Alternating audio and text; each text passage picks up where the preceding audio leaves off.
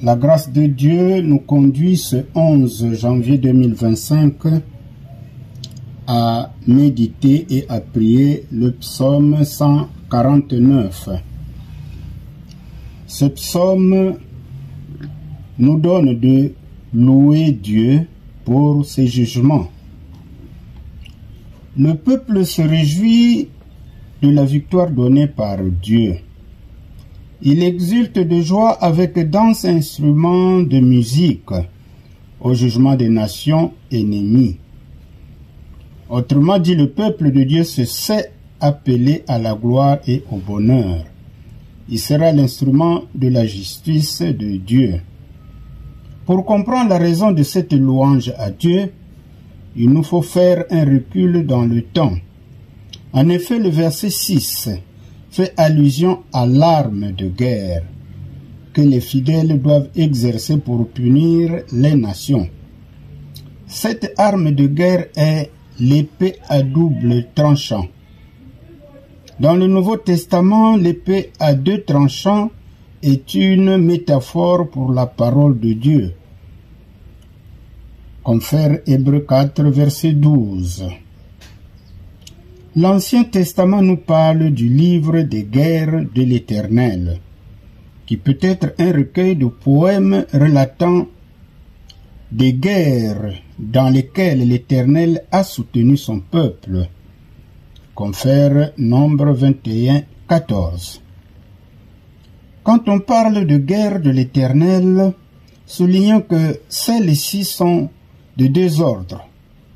Il s'agit des guerres menées par l'Éternel seul et des guerres où l'Éternel emploie son peuple, soit de manière collective, soit individuellement. Pour les guerres menées par l'Éternel en faveur d'Israël, on peut citer la bataille de la mer Rouge en Exode 14, la contestation de Balaam en Nombre 21, chapitre 22 à 24. Pour les guerres où l'homme a une partition à jouer, le champ est très vaste. Chacune de ces deux catégories de combat a un sens moral ou spirituel qui lui est propre. Ce qui nous intéresse en fin de compte, ce sont les batailles pour lesquelles il nous faut entrer en lice nous-mêmes. Dieu ne peut exercer nos mains au combat que si nous y prenons part. Par son esprit qui est en nous, Dieu nous donne la force au combat, comme cela est dit au psaume 18, verset 35, mais à condition que nous marchons dans la sanctification. Chaque jour, nous sommes tenus à combattre le péché qui nous guette, et la victoire sur le péché est au bout de la mortification de nos membres, qui nous amène à céder à la tentation. Alors, quelle vérité nous donne ce psaume? C'est que la vie sur terre nous réserve tant de lamentations, mais quelquefois de bonnes surprises qui nous donnent de louer et d'exprimer notre joie en Dieu. Et les psaumes sont là pour nous rappeler que nous ne sommes que de pèlerins sur terre et que nous devons tout à Dieu. Le combat spirituel est une épreuve sans relâche pour tout croyant.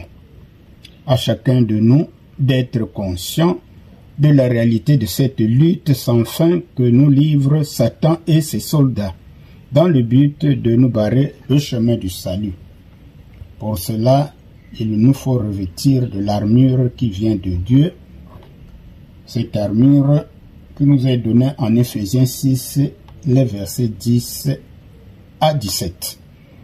À présent, prions le psaume 149 avec les paroles de la Bible du Semeur. Prions le psaume. Chantez pour l'Éternel un cantique nouveau. Célébrez ses louanges dans l'assemblée des fidèles. Exulte de joie Israël, il est ton Créateur. Que les fils de Sion éclatent d'allégresse à cause de leur roi. Qu'il le loue par des danses, qu'il le célèbre avec les tambourins et avec la cithare, car l'Éternel prend plaisir en son peuple, et il accorde aux humbles le salut pour parure. Que ses fidèles exultent de fierté, qu'ils crient de joie quand ils sont sur leur couche, et qu'ils exaltent Dieu à pleine voix. Qu'ils tiennent aussi dans leurs mains l'épée à deux tranchants, pour punir les nations et pour châtier les peuples. Ils chargeront leurs rois des chaînes et ils mettront au fer leurs dignitaires, pour accomplir sur eux le jugement prescrit. C'est l'honneur qui revient à chacun des fidèles. Célébrer l'Éternel. Mes bien-aimés, le Seigneur nous aime, puisqu'il nous aime chaque fois que nous avons des éléments testamentaires qui parlent de lui, comme le psaume 149, essayons d'actualiser les paroles de ce psaume que nous pouvons donc transférer à notre situation personnelle. Que le Seigneur vous bénisse.